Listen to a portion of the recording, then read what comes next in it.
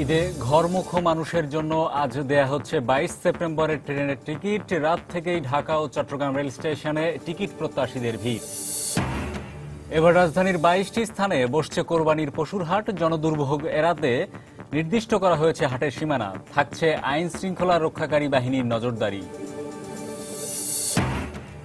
কোরবানির গরু বেচাকেনায় জনপ্রিয় হচ্ছে অনলাইন শপিং সাইটগুলো। ক্রেতাদের স্বস্তি দেওয়ার পাশাপাশি খামারিদের ন্যায্য দাম নিশ্চিতে কাজ করার দাবি উদ্যোক্তাদের। এবং ঈদের আগে বকেয়া পাওনার দাবিতে আবারও আন্দোলনে খুলনার রাষ্ট্রায়ত্ত পাটকল শ্রমিকরা। বিজেএমসির পরিকল্পনার অভাবই দায়ী বলছেন সংশ্লিষ্টরা।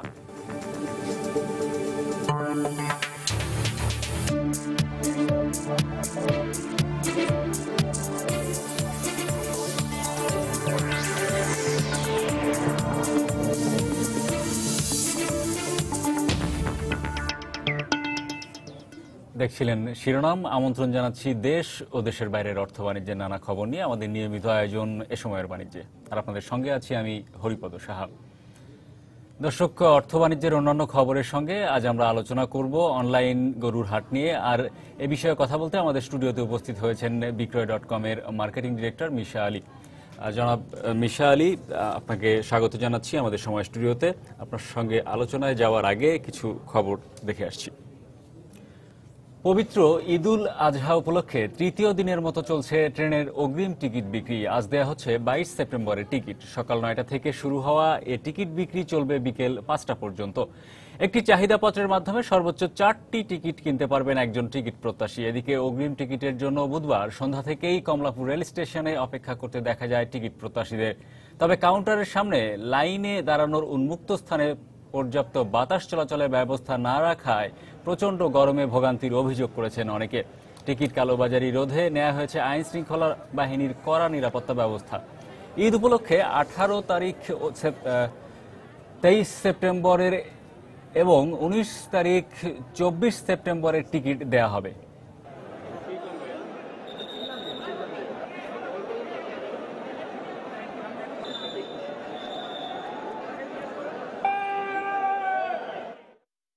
করতে পারবো, সবার সঙ্গে দেখা করতে পারবো, অনেক বেশি যা ভাষায় প্রকাশ করতে পারতেছি না, এত বেশি আনন্দ লাগতেছে। পরিশ্রমটা করছি, এটা বিফলে যায় নাই, সুন্দরভাবে কাটাইছি এবং সুন্দরভাবে ছিটও পাইছি। ভালো একা একজন মহিলা দিচ্ছে তো এই জন্য খুব স্লো হচ্ছে, আসতে হচ্ছে। আবার দুইজন দিলে ভালো হতো আর কি, দুই দিক থেকে হয়ে যেত তাহলে তাড়াতাড়ি হয়ে যেত।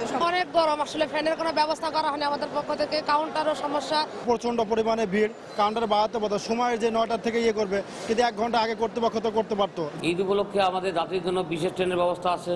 এছাড়া ঈদের দিন জামাতে অংশগ্রহণ করার জন্য সোলাকিয়ায় 2 জোড়া স্পেশাল ট্রেন চলবে।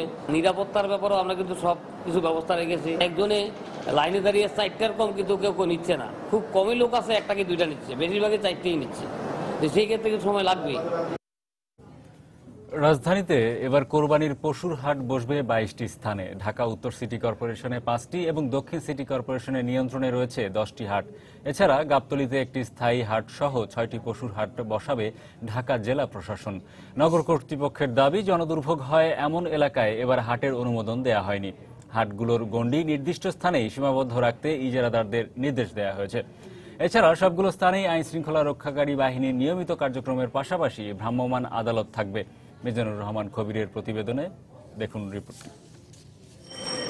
ঢাকা দক্ষিণ সিটি কর্পোরেশনে এবার পশুর হাট বসছে 10টি। নির্ধারিত স্থানগুলো হলো লালবাগে হাজী দেলোয়ার হোসেন খেলার মাঠ, আশপাশের খালি জায়গা ও বেড়িবাঁধ, গোপীবাগ বালুর মাঠ, সাদেক হোসেন খোকা মাঠ, পোস্তগোলা শ্মশানঘাটের পাশে খালি জায়গা, জিগাতলা হাজারিবাগ মাঠ, লালবাগের রহমতগঞ্জ খেলার মাঠ, মেরাদিয়া বাজার, উত্তর শাহজাহানপুরের মৈত্রী সংঘের মাঠ, ধূপখোলা ইস্টার্ন ক্লাবের মাঠ এবং কামরাঙ্গীচরে ইসলাম চেয়ারম্যান বাড়ির মোড় থেকে বুড়িগঙ্গা নদীর তীরের খোলা জায়গা। এর বাইরে কোথাও হাট বসানোর অনুমতি দেওয়া হবে না বলে জানান দক্ষিণ সিটি কর্পোরেশনের প্রধান সম্পত্তি কর্মকর্তা। আমরা প্রত্যেকটি হাটই একটা নির্দিষ্ট পেরিফেরি এলাকা চিহ্নিত করে দিচ্ছি। আমরা যখন কাজদাদের দিচ্ছি তাদেরকে হাতে, এবং আমরা মেট্রোপলিটন পুলিশ এবং আমাদের নিজস্ব মোবাইল টিম থাকবে, তাদেরকে অনুরোধ করা হয়েছে যে কোনো অবস্থাতে যেন এই পেরিফেরি অতিক্রম না করে। ঢাকা উত্তর সিটি কর্পোরেশনে 5টি অস্থায়ী হাটের জায়গা নির্ধারণ করা হয়েছে। রাজুকের পূর্বাচল প্রকল্পের 300 ফিট রাস্তার কাছে পুলিশ হাউজিং এর মাঠ, বনরূপা আবাসিক প্রকল্পের খালি জায়গা, মিরপুর 6-এর ইস্টার্ন হাউজিং এর খালি জায়গা, রায়ের বাজার পুলিশ লাইনের খালি জমি এবং উত্তরা 11 ও 13 নম্বর সেক্টরের মধ্যবর্তী খালি জায়গায় এবার বসবে কোরবানির পশুর হাট। এছাড়া গাবতলীতে রয়েছে একটি স্থায়ী হাট। রাস্তার উপরে হাট দেওয়াটা তো মাওনা হাইকোর্টের নিষেধাজ্ঞায় আছে। তো সেক্ষেত্রে হাটটা কোথায় বসবে? আমরা এবারে সিদ্ধান্ত নিয়েছি ঢাকা মেট্রোপলিটন পুলিশের অনুরোধ, ডিটিসি এর অনুরোধ এবং গভর্নমেন্টের নির্দেশনা সবকিছু মিলিয়ে শহরের উপকণ্ঠে আমরা হাটগুলো দিতে চেয়েছি। ঢাকা জেলা প্রশাসন দনিয়া, শ্যামপুরের বালুরমাঠ সংলগ্ন জায়গা, আফতাবনগর, আশকোনা হজ ক্যাম্পের পেছনের খালি জায়গা ও গুলশান নতুন বাজারে 100 ফিট রাস্তার পাশে অস্থায়ী পশুর হাটের আয়োজন করেছে। এছাড়া সারুলিয়ার স্থায়ী হাটেও অন্যান্য বছরের মতোই পশু কেনা বেচা হবে। মিজানুর রহমান খবির, সময় সংবাদ, ঢাকা। হাটে নয়, ঘরে বসেই কোরবানির গরু কেনার সুযোগ নিয়ে এসেছে বেশ কিছু অনলাইন শপিং সাইট। গেল কয়েক বছরে তা বেশ জনপ্রিয়তাও পেয়েছে বলে জানিয়েছে এসব অনলাইন সাইটের উদ্যোক্তারা। এর ফলে একদিকে হাটের ঝক্কি ঝামেলা থেকে ক্রেতারা যেমন মুক্তি পাচ্ছেন, তেমনি গরুর খামারিরাও প্রকৃত মূল্য পাচ্ছেন বলেও মত তাদের। বিস্তারিত ইমতিয়াজ আহমেদের রিপোর্টে। কোরবানির গরু কিনতে গিয়ে হাটে এমন অভিজ্ঞতা হয়তো অনেকেরই হয়েছে, কিন্তু তাই বলে গরু কেনা তো বন্ধ থাকতে পারে না। গরুর হাটের ঝক্কি ঝামেলা এড়াতে গেল কয়েক বছর ধরে ঘরে বসে কোরবানির পশু কেনার ব্যবস্থা নিয়ে এসেছে বেশ কয়েকটি অনলাইন শপিং সাইট, যেখানে গরু ছাগলের ছবির পাশাপাশি থাকছে পশুর ওজন, উচ্চতা সহ বিস্তারিত তথ্য। আর দরদাম পছন্দ হলে বাসা পর্যন্ত পৌঁছে দেওয়ার দায়িত্ব নিচ্ছে এসব অনলাইন সাইট। একদম রুট লেভেলে একটা প্রডিউসারের সাথে একটা বায়ারের কানেকশন করিয়ে দেওয়াটাই আমাদের উদ্দেশ্য। ঢাকার আশেপাশের থেকেই ঢাকাকে সার্ভ করার, বাট আমরা এটাকে আস্তে আস্তে আরো বাড়াচ্ছি। আমরা চেষ্টা করছি এটাকে রিমোট অঞ্চল পর্যন্ত নিয়ে যেতে। চাষিরা নিজেদের বাড়িতে, গ্রামে একদম ঘরোয়া পরিবেশে যে গরুগুলো পেলে বড় করা হয়, আমরা ওই ধরনের গরুগুলোর প্রতি আমাদের মূলত চেষ্টা ছিল সে ধরনের গরু সোর্স করা। অনলাইনে পশু বিক্রির এই ধারণা বাংলাদেশে নতুন হলেও গেল কয়েক বছরে বেশ ভালো সাড়া পেয়েছেন বলে জানিয়েছেন বিভিন্ন অনলাইন সাইটের উদ্যোক্তারা। এবারে কোরবানিতে দেশীয় গরুর চাহিদা বেশি থাকায় অনেকেই অনলাইন সাইটগুলোতে আগ্রহ দেখাচ্ছেন বলেও জানান তারা। সবাই নিজেদের বাসার ড্রয়িং রুমে বসে একসাথে সবগুলো গরুকে দেখবেন, প্রত্যেকে নিজের মতামত দিবে, এভাবে সবাই মিলে কালেকটিভলি একটা গরু কিনে নিয়ে আসবে। যদি একটা হাট থেকে আপনি গরু কিনে, আপনার হাসিয়া দিতে হবে, আপনার যারা গরু বিক্রেতা ওনাদের ইজারা দিতে হয়। সো এই দুইটা জিনিসে এখানে ক্রেতা বিক্রেতা কাউকে দিতে হচ্ছে না। আমরা ক্রেতাকে ওই ডাইরেক্ট ব্যক্তি, তার অ্যাড্রেস, তার প্রোডাক্টের সাথে কানেক্ট করে দেয়। সো সেখানে একটা কনফিডেন্স অবশ্যই ক্রেতার কাজ করে যে না, এখানে তো আমি দেখতে পাচ্ছি কার গরু, কোন জিনিসটা, এবং গরুটার ছবি দেখতে পাচ্ছি। ঘরে বসে কোরবানির পশু কেনার পাশাপাশি জবাই থেকে শুরু করে প্রক্রিয়াজাত করার দায়িত্ব নিচ্ছে অনেক প্রতিষ্ঠানই। ইমতিয়াজ আহমেদ, সময় সংবাদ, ঢাকা। দর্শক, আমরা রিপোর্টটি দেখলাম। এই বিষয়ে বিস্তারিত জানতে চলে যাচ্ছি বিক্রয়.com এর মার্কেটিং ডিরেক্টর মিশা আলীর কাছে। তিনি জানাবেন যে তারা আসলে কিভাবে পুরো কার্যক্রমটা করছেন। তো মিশা ভাই, যে বিষয়গুলো উঠে এসেছে যে বাংলাদেশে অনলাইন মার্কেটিং এর বর্তমান অবস্থা সম্পর্কে আপনি একটু যদি বলেন। আপনারা তো মনে হয় জানেন যে বাংলাদেশে অনলাইন মার্কেটিং এখনো একটা নতুন জিনিস। প্রায় আমাদের নিজেদের সাইট শুরু হয়েছে 3 বছর আগে, only 3 years। ওই 3 years এর মধ্যে আমরা দেখেছি যে আমাদের এখন আমরা একটা জায়গায় এসেছি যেখানে আমাদের প্রায় 30 লাখ মানুষ আমাদের সাইট প্রতি মাসে ভিজিট করে। সো আমি বলবো যে আমরা খুব আশাবাদী যে ফিউচারে আরো বেশি বাড়বে। আমরা এখন দেখছি যে বাংলাদেশে 10% লোক এখন অনলাইনে আছে। সো এটা যতই বাড়ে আমাদের সাইটের ট্রাফিকও বাড়বে। আর আমরা জানি যে ই-কমার্স ট্রানজাকশন বাংলাদেশে এটাও বাড়তে থাকবে। মানে এই নতুন ধারণার সাথে বাংলাদেশের জনগণ মানে কিভাবে অ্যাডাপ্ট করছেন? আমি বলবো যে আপনি যদি ডেভেলপড কান্ট্রিজ দেখেন, ওদের এই অনলাইন ই-কমার্স শপিং বা এটা চালু হতে বা পপুলার হতে অনেক বছর লেগেছে, প্রায় 10-15 বছর। কিন্তু আমাদের বাংলাদেশে দেখছি যে মোবাইল সবার কাছে একটা মোবাইল আছে, মোবাইল ইন্টারনেটের অ্যাক্সেস আছে। এটার জন্য আমরা দেখছি যে আমাদের মোবাইল ইন্টারনেটের গ্রোথ অনেক কুইকলি সবার কাছে চলে যাচ্ছে। এই জন্য আমাদের যে ধরেন অনলাইন শপিং বা অনলাইন ব্রাউজিং এটাও অনেক ইজিলি লোকজন অ্যাক্সেস পাচ্ছে, যেটা ধরেন আগে ওয়েস্টে যখন শুধু ডেস্কটপ ছিল এটা অনেক কঠিন ছিল ওদের জন্য। এই যে আপনাদের অনলাইন যে বাজারের যে ব্যাপ্তি, এটা কি শহর কেন্দ্রিক অবস্থায় রয়েছে নাকি তৃণমূল পর্যায়েও যাচ্ছে? আমি বলবো যে মেইনলি শহরের রেসিডেন্টরা ইউজ করছে বেশি, কিন্তু আস্তে আস্তে আমরা দেখছি যে যতই ইন্টারনেট অ্যাক্সেস বাড়ছে রুরাল এরিয়াতে, আর আমি বলবো যে আমাদের গভর্নমেন্ট এখানে আমাদেরকে সাহায্য করছে,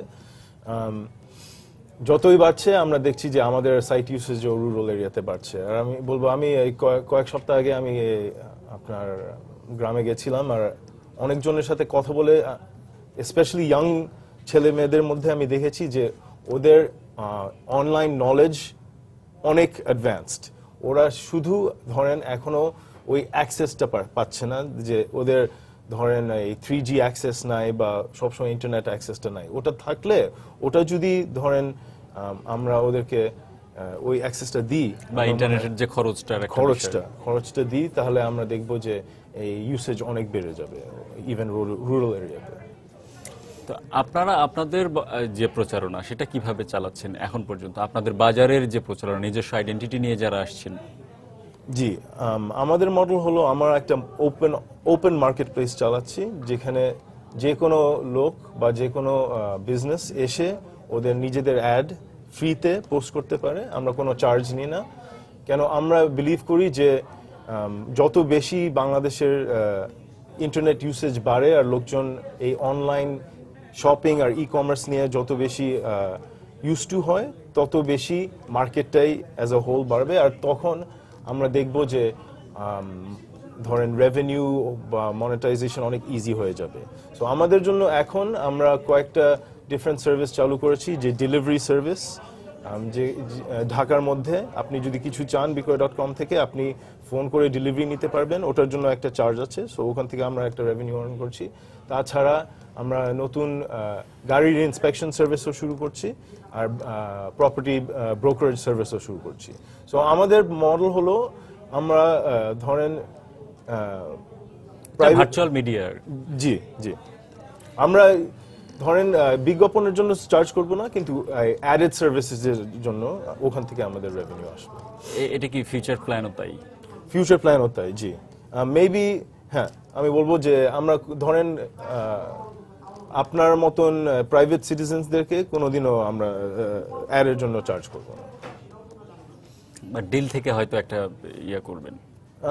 হ্যাঁ, ধরেন যদি আপনি আপনার অ্যাড হাইলাইট করতে চান বা আপনি যদি ডেলিভারি চান, এরকম অ্যাডেড সার্ভিসের থেকে আমাদের। এটার সাথে কি আপনাদের নিজস্ব প্রোডাক্ট সার্ভিস আছে, যেটা একদমই আপনার প্রোডাক্ট, সেই প্রোডাক্ট মানে প্রোডাক্ট ট্যানজিবল প্রোডাক্ট ওরকম আমাদের নিজের নাই, আর আমরা চাইও না। আমাদের ওইটা বিজনেস মডেল না। আমরা একটা মার্কেট প্লেস, আমরা অন্য বিজনেসদেরকে ওদের প্রোডাক্ট বিক্রি করতে ফ্যাসিলিটি, ভার্চুয়াল মিডিয়া হিসেবেই কাজ করবে। আচ্ছা, এই যে কোরবানি, লাখ লাখ পশু কোরবানি হয় এবং কেনা বেচাও হয়, সারা বাংলাদেশ ব্যাপী হাজার হাজার কোটি টাকার ট্রানজাকশন হয়। তো এই জায়গায় এই মার্কেটটা সম্পর্কে হঠাৎ করে কিভাবে ধারণা আসলো? ওয়েল, আমি বলবো আমরা দেখেছি লাস্ট ইয়ার আমরা এটা শুরু করেছি এর আগের বছরে, আর আমাদের খুব ভালো রেসপন্স এসেছে। আমাদের প্রায় সাইটে 12,000 পশুর অ্যাড ছিল লাস্ট ইয়ার। আর আমাদের আর দিস ইয়ার আমরা যেটা করতে চেয়েছি, আমরা তো ধরেন একটা সেলার আর বায়ারকে কানেক্ট করি, ঠিক আছে, কিন্তু এই বছর আমরা শুরু করেছি যে আমরা একটা গরুর প্রি অর্ডার সার্ভিস শুরু করেছি, যেখানে আপনি আগে থেকে একটা পশু অর্ডার করে একটা ডেলিভারি চার্জ দিয়ে আপনার বাসায়, আমরা ওই দায়িত্বটা আমাদের, যে ডেলিভারির দায়িত্ব আর আপনার বাসায় পৌঁছে দেওয়ার দায়িত্ব আমাদের। তারপরে আপনি ডিরেক্টলি সেলারও আসবে সাথে, ডিরেক্টলি সেলারের সাথে টাকা ট্রানজাকশনটা এক্সচেঞ্জ করে তারপর আপনি আপনার গরুটা নিয়ে নেবেন। সো আমরা এটা শুরু করেছি কেন, আমরা দেখেছি এখানে একটা নিড আছে, যে শুধু বায়ার আর সেলারকে কানেক্ট করলে হবে না। এখানে কোরবানির সময় একটা নিড আছে যে অনেকে হাটে যেতে পারে না বা হাটে যেতে চায় না, ওরা কেমনে আমাদের সার্ভিসটা ভেল করতে পারে। এই জন্য আমরা একটা গ্যারান্টি দিচ্ছি যে কেমিক্যাল মুক্ত গরু বা যেই সেলারদেরকে আমরা ট্রাস্ট করি বা গ্রামের গরু, এইগুলো আমরা গ্যারান্টি করছি যে আমরা নিয়ে আসবো আপনার। গ্যারান্টি বলতে কি আপনারা কোনো রকম মেডিকেল টেস্ট বা এই ধরনের কোনো মেডিকেল টেস্ট না, ওরকম মেডিকেল টেস্ট করি না, কিন্তু আমরা অ্যাটলিস্ট বায়ারদের সেলারদের সাথে কথা বলে আর আমরা নিজেরা এই ইন্সপেক্ট করে তারপরে আমরা একটা পোস্ট করি, ওরকম আমরা সিলেক্ট করি। যদি আমরা ভাবি যে এই গরুটা ওই কোয়ালিটি ম্যাচ করবে না, তাহলে আমরা ওই পোস্টটা আমরা দিই না। এটা কি আপনি ঈদের ঠিক আগে আগে দিয়ে দিবেন, ডেলিভারিটা দিচ্ছেন নাকি অনেক আগে চাইলেও দিচ্ছেন? আমরা ইনফ্যাক্ট আমরা 15 থেকে 20 তারিখের মধ্যে আমরা চেষ্টা করছি সব ডেলিভারিগুলো দিয়ে দিতে। সো আমরা অলরেডি মনে হয় কালকে শুরু করেছি আর আজকেও কয়েকটা ট্রাক আনছি ঢাকার ভিতরে। ডেলিভারি শুরু করে দিয়েছেন অলরেডি ঈদের আগে কোরবানির জন্য পশু। তো এই যে পুরো প্রক্রিয়ায় আপনারা যে একটা কাজ করছেন, যারা ক্রেতা এবং বিক্রেতা দুইজনের মধ্যে মিডলম্যান হিসেবে কাজ করছেন, কোনো প্রতিবন্ধকতা আপনারা মানে মোকাবেলা করছেন কিনা? এখানে আমি আমাদের অনেকগুলো চ্যালেঞ্জ আছে। এই আমার প্রথম একটা জিনিস চেষ্টা করছি, আমার মনে হয় এই স্কেলে বাংলাদেশে আর কেউ এটা করে নাই। সো আমরা দেখছি যে এমনিতেই আমি বলবো যে অনলাইন শপিং এর ক্ষেত্রে বাংলাদেশে একটা বাধ্য আছে যে কেউ যদি অনলাইন শপিং করতে চায় তার আগে ভাবে যে আমি কি অ্যাকচুয়ালি ট্রাস্ট করতে পারি নাকি, যে আমি কি প্রোডাক্টটা পাবো নাকি, সেলার কি আসলেই যেই প্রোডাক্টটা সেল করছে ওটা কি আমাকে দিবে।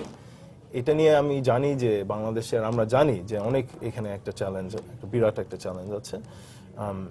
এই জন্য আমরা এখানে আমাদের নিজেদের ধরেন প্রফিট বা লসের ক্ষেত্রে আমরা এত এমফেসিস দিচ্ছি না। কেন? আমরা বাংলাদেশে আছি লং টার্মের জন্য। এই লং টার্মের জন্য আমাদের একটা ইমেজ আছে। এই ইমেজটা ধরেন আমরা চাই যে সবাই জানে যে বিক্রয়.com থেকে আপনি একটা সার্ভিস, যেই সার্ভিসটা আপনি চাচ্ছেন সেই সার্ভিসটা আপনি পাবেন। সো আমি একটা স্টোরি বলবো। কালকেই আমি শ্রীনগরে গেছিলাম। কেন? আমরা দেখেছিলাম যে অনেক সেলাররা ওরা বিশ্বাস করতে পারছে না, ওরা বিক্রয়.com এর নাম কোনোদিনও শোনে নাই ওই গ্রামে, আর ওরা বিশ্বাস করতে পারছে না যে অ্যাকচুয়ালি তার গরুটা বিক্রি হবে কিনা, আর ঢাকায় নিয়ে আসবে কষ্ট করে, আর অ্যাকচুয়ালি তারপরে কি হবে। সো ওখানে আমার নিজের আমাদের যে এই গ্যারান্টিটা দিতে হয়েছে, আমাদের ওদেরকে দেখাতে হয়েছে যে আসলেই আমরা একটা কোম্পানি, আসলেই আমরা একটা ট্রাস্টওয়ার্দি কোম্পানি। এরকম অনেক চ্যালেঞ্জ আমরা ফেস করছি, কিন্তু আমার হোপ হলো যে এই বছর হোক বা নেক্সট ইয়ার হোক বা পরের বছর হোক, ইভেন্চুয়ালি আমরা একটা পর্যায়ে আসবো যেখানে লোকজন বিলিভ করতে পারবে যে বিক্রয়.com এর নাম যদি থাকে আর আমরা যদি একটা জিনিসের গ্যারান্টি দিই, তাহলে ওই জিনিসটা যে ঠিক মতন পৌঁছাবে আপনার কাছে। সেটা তো আপনি বলছেন যে প্রি অর্ডার কাউয়ের ক্ষেত্রে, কিন্তু যারা নরমাল পোস্ট করছে, এই যে ক্রেতা বিক্রেতা, তাদের মধ্যে যে যোগাযোগের যে বিষয়টা, এই জায়গায় ট্রাস্টের জায়গা নিয়ে কি কাজ করা যেতে পারে? প্রথম আমি বলবো যে অলরেডি আমরা শুরু করেছি আমাদের ডেলিভারি সার্ভিস। সো একটা নেগেটিভ আপনি বলতে পারেন যে একটা বায়ার ধরেন একটা সেলারের সাথে মিট করবে, সেলারের বাসায় যাবে, সেলারকে একটা জায়গায় মিট করবে, ও কি জানে যে সেলার ওকে ধরেন হ্যারাসমেন্ট করবে না বা ইভেন ধরেন চিন্তাই করবে না বা এরকম কিছু হবে না। সো আমরা ডেলিভারি সার্ভিস শুরু করেছি, যেখানে আমরা ধরেন আপনার প্রোডাক্টটা, সেলারের প্রোডাক্টটা আমরা নিয়ে যাব বায়ারের কাছে, মানে নিরাপদ কেনাকাটা যে বিষয়টা। জি। সো ওখানে বায়ার সেলারের আর্থিক দিক হতে পারে, নিজস্ব নিরাপত্তার বিষয় হতে পারে। আর দ্বিতীয় হলো আমরা রিসেন্টলি অ্যাকচুয়ালি ল এনফোর্সমেন্টের সাথেও কাজ করা শুরু করছি। ওদের সাথে কথায় আছি যে আমরা চাই যে ওরাও ইনভলভড হোক, ধরেন ফ্রড বা এরকম ইস্যু নিয়ে ওদের ইনপুট আমরা নিচ্ছি আর আমাদের সাইটটা আরো সেফ করব। আপনি এটাও অনলাইন মার্কেটিংটা বলছেন, আমরাও দেখছি যে ব্যাপ্তি বাড়ছে, পরিধি বাড়ছে। এই জায়গায় যে সমস্যাগুলো আপনি বললেন যে ট্রাস্টের বিষয়টা, যে সেলাররা আসলেই সেই যে প্রোডাক্টের ছবি আপলোড করেছে সেই প্রোডাক্টটা দিবে কিনা, এরকম সব মোটামুটি আপনার পর্যবেক্ষণ কি? দেখা যায় যে বিভিন্ন ধরনের ফ্যাশন সাইট আছে, আপনাদেরও আছে, ওখানে ফ্যাশন প্রোডাক্টস যাচ্ছে, বিভিন্ন ধরনের গ্রোসারিজ যাচ্ছে, মানে এই প্রোডাক্টের উপরে আস্থা তৈরি হচ্ছে না কেন? আমি বলবো এটা আমাদের নিজেদেরই একটা প্রবলেম। এটা আপনার প্ল্যাটফর্মের প্রবলেম না, এটা অনলাইনের প্রবলেম না, এটা আমাদের দেশের প্রবলেম, আমাদের মানুষের প্রবলেম, যে আমরা নিজেদেরকে ট্রাস্ট করতে পারি না। আমরা যেভাবে নিজেদেরকে ট্রিট করি, যে আমরা চুরি করি, আমরা যেখানেই পারি টাকা নিই, যতই পারি অ্যাডভান্টেজ নিতে চেষ্টা করি, এটা কিন্তু আমাদের মেন্টালিটির একটা প্রবলেম। সেই জায়গায় আপনাদের যে ভার্চুয়াল বাজার রয়েছে, সেই সব জায়গায় যারা ব্যবস্থাপনায় রয়েছে তাদের আরো একটু নতুন নতুন পলিসি দিয়ে এগুলোকে সেফগার্ড তৈরি করা, যারা যাতে ক্রেতা পায়, নিরাপত্তা পায়। আমরা অলরেডি আমাদের অনেক এরকম বলবো যে চেকস এন্ড ব্যালেন্সেস আছে, আমাদের ফ্রড টিম আছে। ফ্রড টিম যদি কোনো বিজ্ঞাপন চেক করে দেখে যে এটা ফ্রড, আমাদের রেগুলারলি এরকম চেক হয়। যদি ফ্রড পায় তাহলে ইমিডিয়েটলি ওই ইউজারকে কিন্তু ব্যান করে দেওয়া হয় সাইট থেকে। তাছাড়া আমি যেটা বলেছি, আমরা এখন পুলিশদের সাথে কাজ করা শুরু করব। আচ্ছা, আমি একটু জানতে চাই যে উৎপাদক পর্যায়ে আপনারা কিভাবে সুবিধাটা পৌঁছায় দিচ্ছেন? আবার একটু মানে যারা তৈরি করছে বা যারা লালন পালন করছে, যেরকম গরুর ক্ষেত্রে যারা একটা প্রোডাক্ট তৈরি করছে, তাদের কাছে সুবিধাটা কতটুকু বেড়েছে যে এই যে আপনারা একটা ভার্চুয়াল মার্কেট করেছেন? ধরেন আমার যদি একটা দোকান থাকে, ওই দোকানে কিন্তু লোকজনের এসে আমার জিনিস কিনতে হবে। আমরা কিন্তু অফার করছি একটা মার্কেট প্লেস যেখানে মাসে লাখ লাখ লোকজন এসে ওদের মাইন্ডসেট কিন্তু কেনা বেচা, ওরা কিন্তু ওই মাইন্ডসেট দিয়েই আসে সাইটে। সো ওই মার্কেট প্লেস ক্রিয়েট, বাংলাদেশে ওরকম মার্কেট প্লেস কিন্তু খুব কম। উৎপাদক পর্যায়ে মানে বিপণনের একটা ক্ষেত্র তৈরি হয়েছে। জি জি।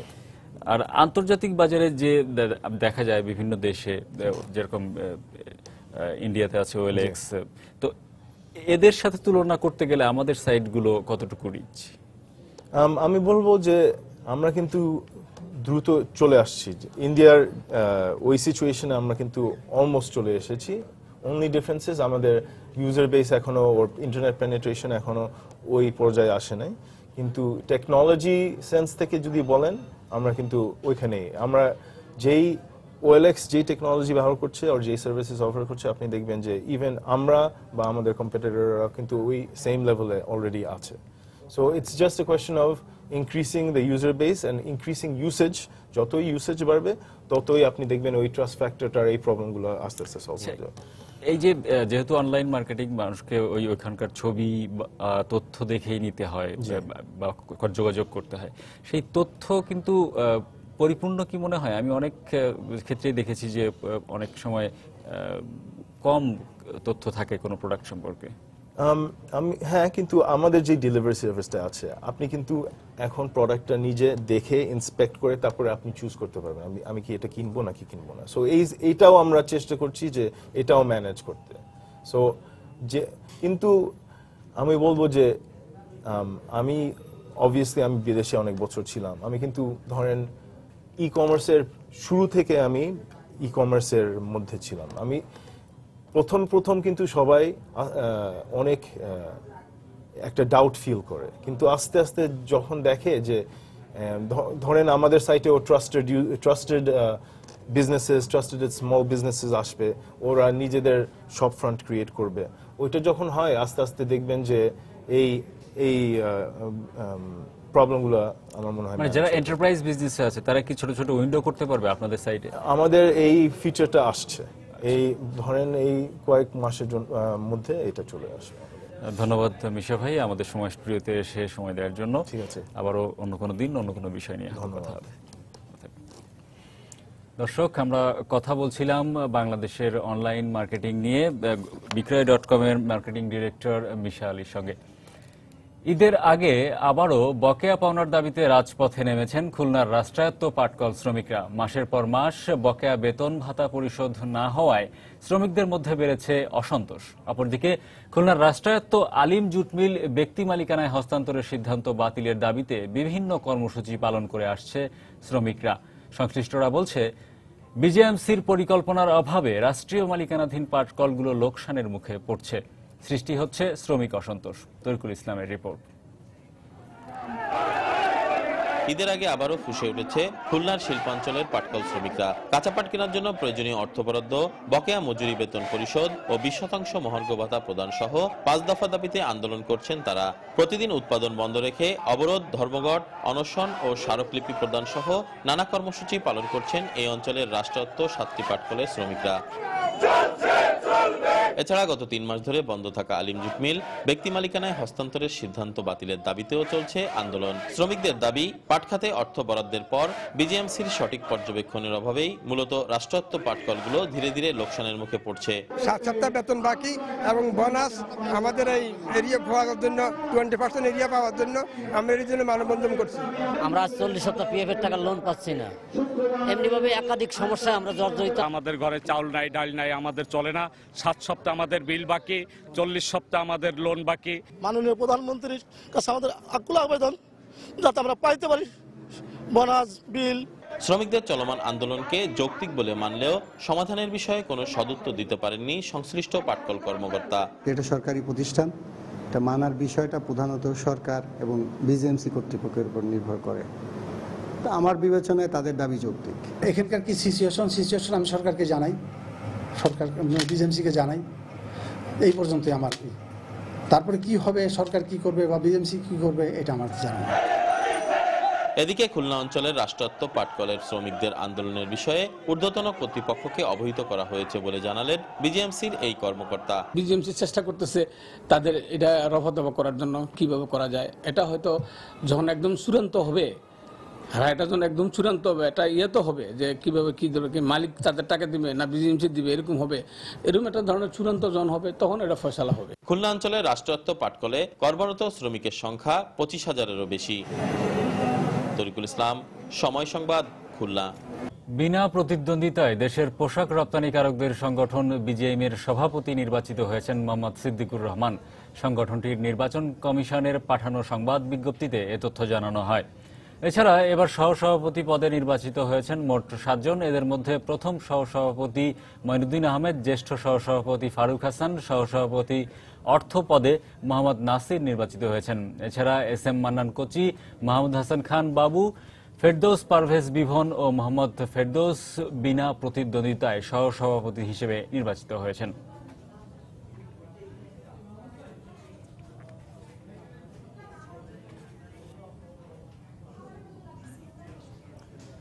দর্শক, আয়কর মেলার আজ চলছে দ্বিতীয় দিন। এই মুহূর্তে রাজধানীর বেইলি রোডে অফিসার্স ক্লাবে রয়েছেন সহকর্মী ইমতিয়াজ আহমেদ এবং চট্টগ্রামের আগ্রাবাদে সরকারি কার্যভবন 2-এ রয়েছেন ফেরদৌস লিপি। মেলার বিস্তারিত জানতে চলে যাচ্ছি তাদের কাছে। প্রথমেই যাচ্ছি ইমতিয়াজ আহমেদের কাছে। ইমতিয়াজ,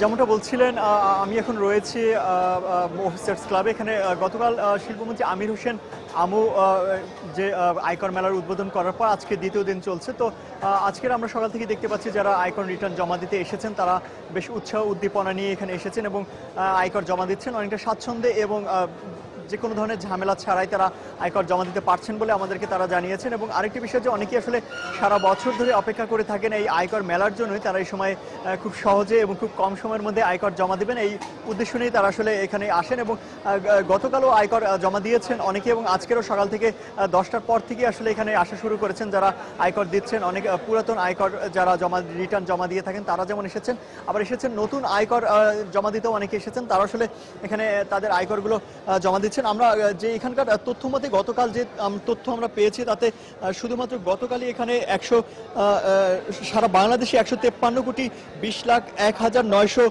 96 কোটি টাকার আয়কর প্রদান করা হয়েছে। এটা সারা দেশের তথ্য, জাতীয় রাজস্ব বোর্ডের তথ্য অনুযায়ী। এছাড়া মেলার প্রথম দিনে আয়কর মেলা থেকে সেবা নিয়েছেন প্রায় 57,047 জন করদাতা। আয়কর রিটার্ন দাখিল করেছেন 14,998 জন। এর মধ্যে 2,705 জন করদাতা ইটিআই এ নিবন্ধন করেছেন। এছাড়া আরেকটি তথ্য জানিয়ে দিতে চাই, সেটা হলো যে প্রায় 827 জন পুরো নিবন্ধন করেছেন এখান থেকে, অর্থাৎ সারা বাংলাদেশ থেকে। এই তথ্যটা জানিয়ে দিতে চাই। এর সঙ্গে আরেকটি বলতে চাই, সেটা হলো যে আপনি জানেন যে বিভাগীয় শহরগুলোতে, অর্থাৎ যে বিভাগীয় শহরগুলো রয়েছে সেখানে 7 দিন ধরে মেলা চলবে। এছাড়া জেলা শহরেও 4 দিনের মেলার আয়োজন করা হয়েছে। পাশাপাশি 29টি উপজেলায় 2 দিন করে মেলা থাকবে। এছাড়া 57টি উপজেলায় রয়েছে 1 দিন করে মেলা, এবং মেলা প্রতিদিন সকাল 10টা থেকে বিকেল 5টা পর্যন্ত মেলা চলবে, এমনটা কিন্তু আমাদেরকে জানানো হয়েছে। এছাড়া আরেকটি বিষয় বলতে চাই যে আসলে মেলার যে ধরন রয়েছে, অর্থাৎ পুরো অফিসার্স ক্লাব আঙিনা জুড়ে কিন্তু মেলার আয়োজন রয়েছে। এখানকার যে আয়করের যে কর্মকর্তারা রয়েছেন, সেই কর্মকর্তারাও কিন্তু আসলে এখানকে তারা সাহায্য সহযোগিতা করছেন, এবং এই মেলার সারাদিন চলবে এবং আগামী 5 দিন মেলা চলবে, এমনটা কিন্তু আমাদেরকে এখানকে জানিয়েছেন। তো এই ছিল আয়কর মেলার দ্বিতীয় দিনের সর্বশেষ অবস্থা।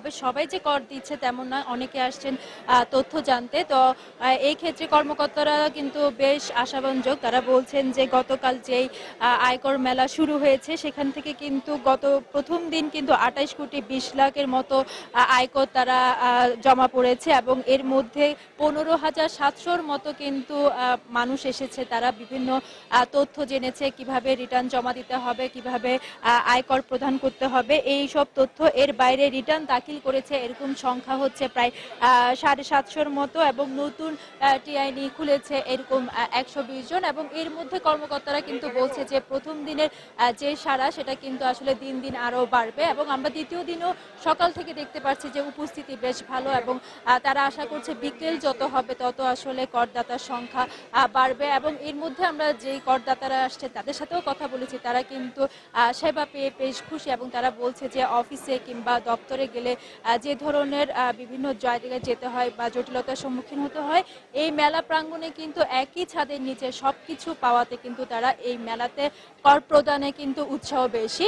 তো আগামীকাল এবং শনিবার কিন্তু আরো বেশি জমজমাট হবে বলে কর্মকর্তারা আমাদের জানিয়েছে। তো এই ছিল চট্টগ্রামে আয়কর মেলার সর্বশেষ খবর। হরিপদ।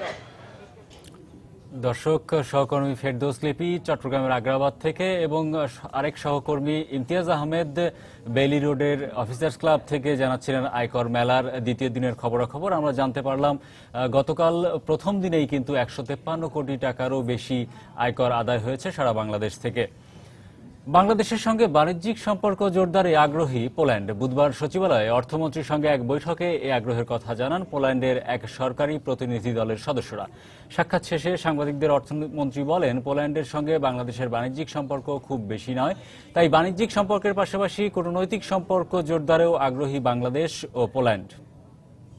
তাদের সঙ্গে আমাদের কিছুই সম্পর্ক নাই except some trade. They want to establish relationship, সেজন্য এসছে সেখানে। তারা they want to provide financing. Of course, its financing is export promotion for them. So যাই হোক, সেটাই বলে গেল যে তারা একটা প্রস্তাব নিয়ে আসছে যে they will provide financing for goods of their country. জাতিসংঘ নির্ধারিত সহস্রাব্দ উন্নয়ন লক্ষ্যমাত্রা এমডিজির 8টি লক্ষ্যের মধ্যে 6টিতেই সাফল্য দেখিয়েছে বাংলাদেশ। আর 2030 সালের মধ্যে দারিদ্র্যের হার শূন্যের কোটায় নামিয়ে আনার লক্ষ্য নিয়ে কাজ করা হচ্ছে বলে জানিয়েছেন নীতি নির্ধারকরা, যেখানে গুরুত্ব দেওয়া হবে শিক্ষা ও স্বাস্থ্য খাতের উন্নয়ন সহ বৈশ্বিক অংশগ্রহণ নিশ্চিতের মাধ্যমে পরিবেশের স্থিতিশীলতা রক্ষাকে। বুধবার রাজধানীর একটি হোটেলে এমডিজির অগ্রগতি প্রতিবেদন 2015 প্রকাশ অনুষ্ঠানে এমন কথা জানান তারা। বৈশ্বিক পরিবর্তন ও উন্নয়নের সাথে তাল মিলিয়ে 2000 সালে 8টি লক্ষ্যমাত্রা নির্ধারণ করে জাতিসংঘ। 15 বছর মেয়াদী এই পরিকল্পনায় লক্ষ্য অর্জনে দারিদ্র্য বিমোচন, প্রাথমিক শিক্ষা, জেন্ডার সমতা ও নারীর ক্ষমতায়ন সহ 6টি ক্ষেত্রে সাফল্য দেখিয়েছে বাংলাদেশ। আর এক্ষেত্রে সবচেয়ে বড় ভূমিকা রেখেছে মোট জনসংখ্যার মধ্যে কর্মক্ষম লোকের অংশগ্রহণ বৃদ্ধি। এমনটাই জানানো হয়েছে এমডিজির অগ্রগতি প্রতিবেদন 2015 পর্যালোচনায়।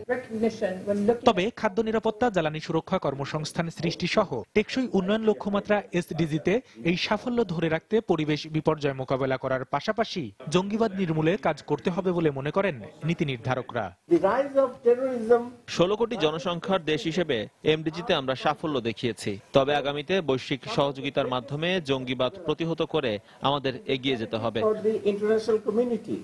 আর 2015 সালে দারিদ্র্যের হার 28.5% করার লক্ষ্যমাত্রার বিপরীতে 24.8% নামিয়ে আনা বাংলাদেশ শিক্ষা, স্বাস্থ্য ও জলবায়ু পরিবর্তনকে গুরুত্ব দিয়ে আগামী 15 বছরের মধ্যে দারিদ্র্যের হার শূন্যের কোটায় নামিয়ে আনবে।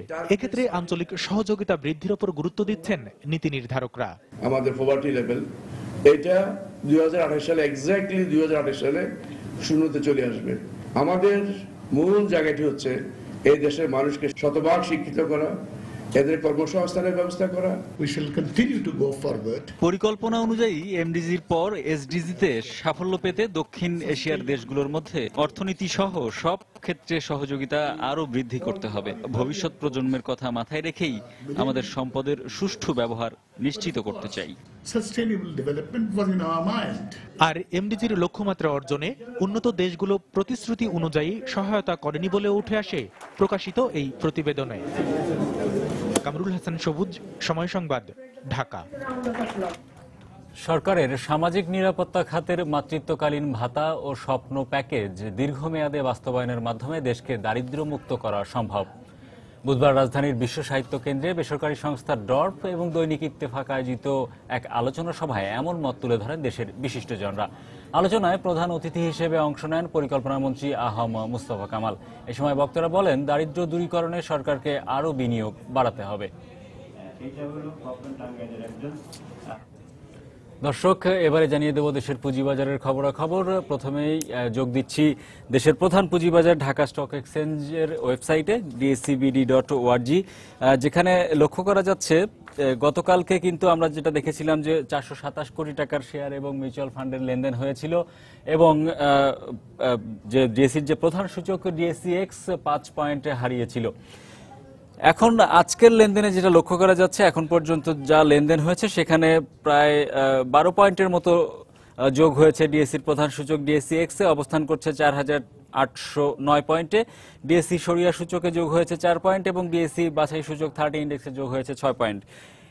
এবং লেনদেন হয়েছে যেটা লক্ষ্য করা যাচ্ছে 158 কোটি টাকার শেয়ার এবং মিউচুয়াল ফান্ড। লেনদেন হওয়া শেয়ার এবং মিউচুয়াল ফান্ডের মধ্যে 158টি প্রতিষ্ঠানের দর বেড়েছে, দর কমেছে 72টি প্রতিষ্ঠানের এবং অপরিবর্তিত রয়েছে 57টি শেয়ার এবং মিউচুয়াল ফান্ডের।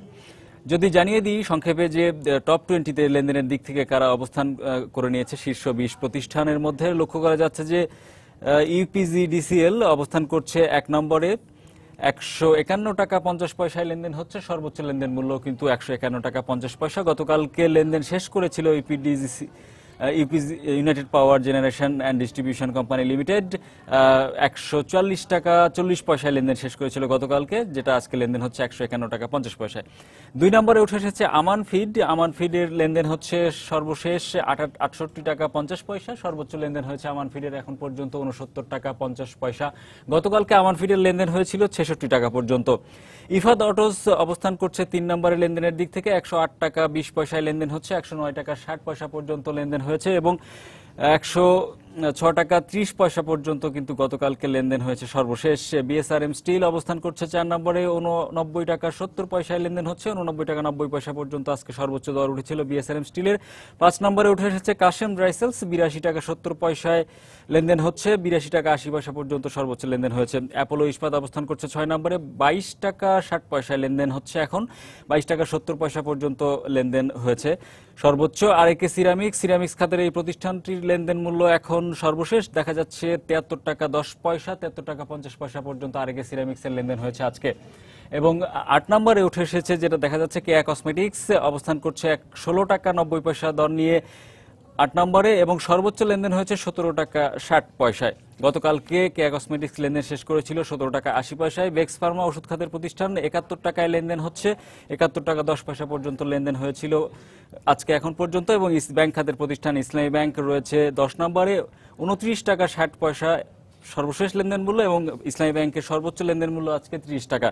মোটামুটি 20টি প্রতিষ্ঠানের মধ্যে শীর্ষ 10-এ থাকা লেনদেন হচ্ছে যেসব প্রতিষ্ঠানের টাকার অঙ্কে, সেই সব প্রতিষ্ঠানের দরদাম জানিয়ে দিলাম। এবারে জানিয়ে দিচ্ছি এ সময়ের বাণিজ্যের শিরোনামগুলো আরও একবার। ঈদে ঘরমুখ মানুষের জন্য আজ দেয়া হচ্ছে 22 সেপ্টেম্বরের ট্রেনের টিকিট। রাত থেকেই ঢাকা ও চট্টগ্রাম রেল স্টেশনে টিকিট প্রত্যাশীদের ভিড়। এবার রাজধানীর 22টি স্থানে বসছে কোরবানির পশুর হাট। জনদুর্ভোগ এড়াতে নির্দিষ্ট করা হয়েছে হাটের সীমানা, থাকছে আইন শৃঙ্খলা রক্ষাকারী বাহিনীর নজরদারি। কোরবানির গরু বেচাকেনায় জনপ্রিয় হচ্ছে অনলাইন শপিং সাইটগুলো। ক্রেতাদের স্বস্তি দেওয়ার পাশাপাশি খামারিদের ন্যায্য দাম নিশ্চিতে কাজ করার দাবি উদ্যোক্তাদের। এবং ঈদের আগে বকেয়া পাওনার দাবিতে আবারও আন্দোলনে খুলনার রাষ্ট্রায়ত্ত পাটকল শ্রমিকরা। বিজেএমসির পরিকল্পনার অভাবই দায়ী বলছেন সংশ্লিষ্টরা। এই ছিল এ সময়ের বাণিজ্যে। যে কোনো খবর পেতে ভিজিট করুন সময়নিউজ.tv। সঙ্গে থাকুন সময়ের।